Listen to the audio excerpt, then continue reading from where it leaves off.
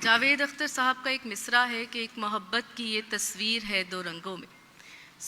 جاوید اختر صاحب، ہمارے ہاں ادیبوں کے پاس اور عام لوگوں میں بھی یہ شکایت یا یہ اندیشہ پایا جاتا ہے کہ جو نئی نسل ہے اس کی کتاب سے جڑت ویسی نہیں رہی، وہ کتاب سے دور ہوتی جا رہی ہے.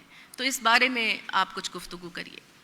یقیناً کسی حد تک تو یہ ہے، اس لیے کہ جو کتاب میں ہے وہ انہیں میسر ہو جاتا ہے دوسرے ذرائع سے، چاہے وہ نیٹ پہ ہو، چاہے وہ دوسرے طریقے ہیں تو مل جاتے ہیں.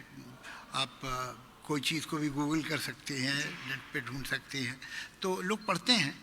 اکثر ایسا کہا جاتا ہے کہ اب تو کچھ نئی نسل جو ہے ویسی رہی نہیں.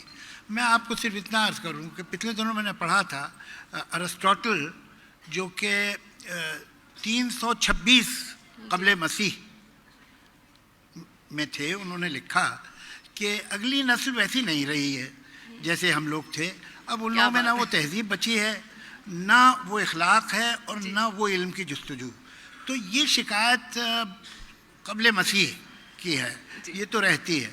لیکن حقیقت یہ ہے کہ کسی بھی وقت ایسا نہیں تھا کہ سب لوگ جو تھے وہ لٹریچر پڑھ رہے تھے اور ہر شخص جو ہے شاعری پہ سر دھن رہا تھا.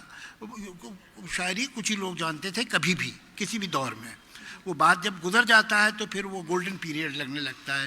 Golden era was never the present era.